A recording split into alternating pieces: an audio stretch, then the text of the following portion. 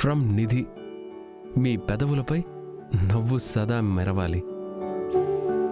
ఇదెప్పుడు మీ కళ్ళ ముందే ఉండాలి.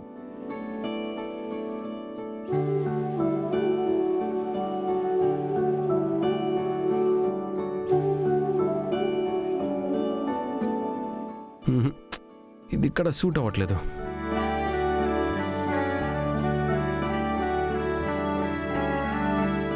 అయినా సరిగ్గా కనపడటం లేదు. నేను ఎక్కడి నుండి చూసినా కనపడేలా ఉండాలి. నువ్వు అక్కడుంటేనే కరెక్ట్. దా.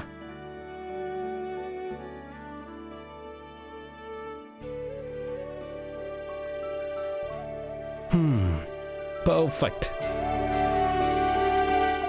నేనెన్నో ఏళ్ళు ఎదురు చూసింది ఇలా వస్తుందని అనుకోలేదు నేను.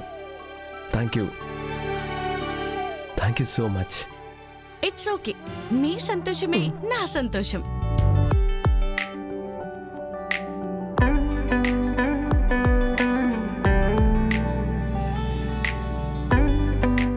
ఈవిడేంటి ఫోటోలో నుండి మాట్లాడుతుందా? Hi sir.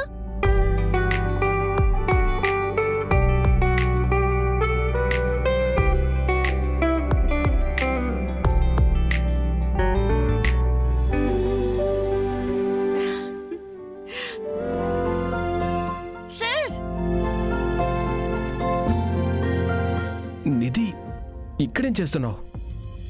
సార్ అది నేను సార్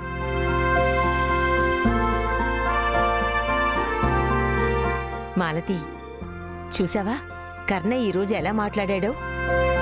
నేను డార్లింగ్ అనేది ఊరికినేనా?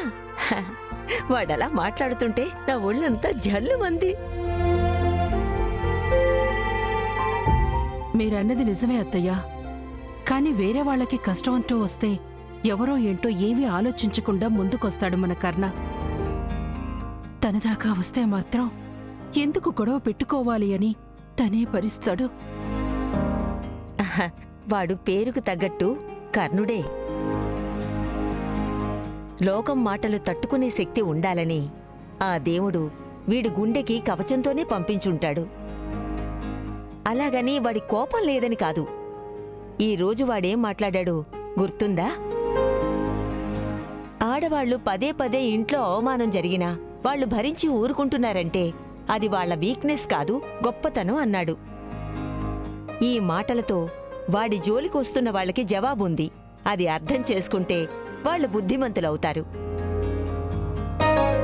నీటికి తన పాటికి తను ప్రవహించడం వచ్చు. వరద వస్తే అడ్డుకట్టల్ని తెంచుకోవడం కూడా వచ్చు. అది ఈరోజు మన కర్ణ తన మాటల్లోనే చూపించాడు. అదే నాకు చాలా సంతోషంగా ఉంది. నానమ్మ, అన్నయ్య ఇలా మారడానికి నిధినే కారణం.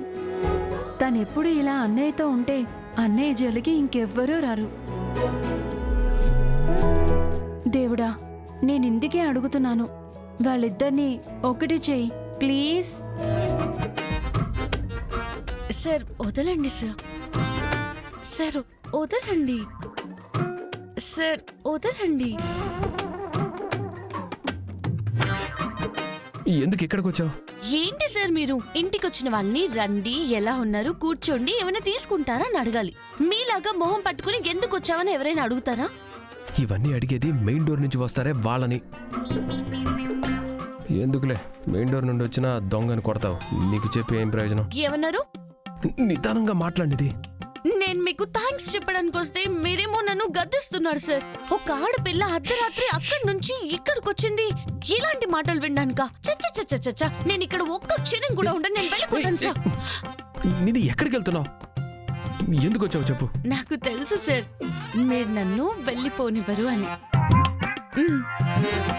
మళ్ళీ మొదలు. ఏంటో చెప్పమంటున్నాను. ఏమని చెప్పాలి సార్? ఎందుకు వచ్చావో చెప్పు. ఓ అదా, అది అది ఈరోజు మీరు మాట్లాడింది సూపర్ డూపర్ హిట్ సార్.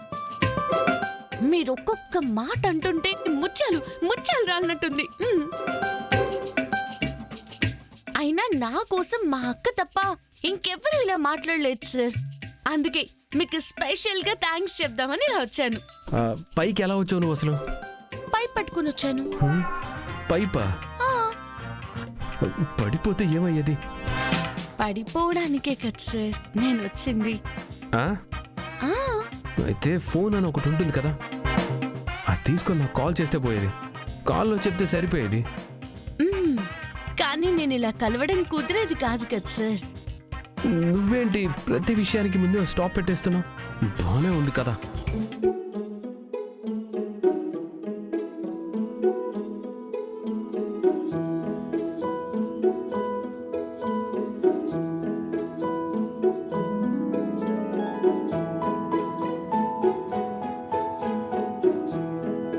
ఆహా, రాత్రి పడుకునేటప్పుడు ఉదయం లేచినప్పుడు కళ్ళ ముందు నేను కనిపించాలనే కదా ఫోటో బెడ్ పక్కనే పెట్టుకున్నారు.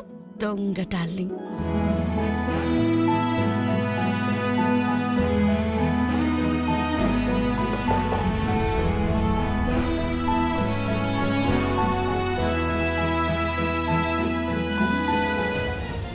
నిధి, చార్జర్ ఇవ్వు. ఎక్కడికెళ్ళింది? నిధి, నిధి.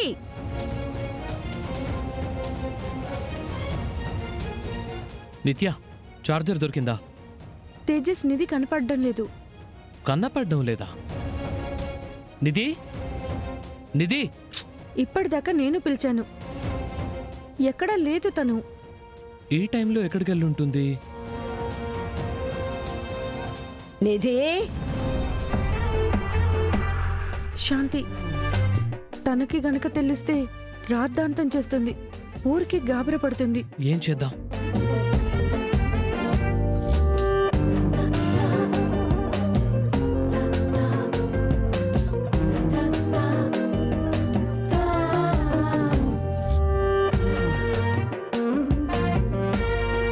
నిధి, నిధి,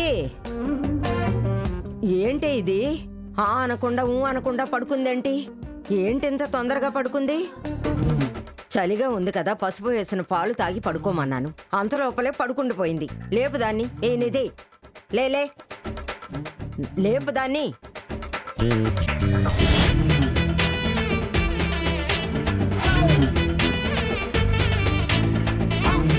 శాంతి వద్దు, పాపం పడుకుందిలే. నిత్య, పడుకుందని వదిలేస్తే రేపు ఊపిరి పీల్చుకోవడానికి కూడా కష్టం అవుతుంది. బాగా నెమ్ము చేస్తుంది. జ్వరం గిరం వస్తే ఏం చేయాలి? లేపు. నిధి, లే.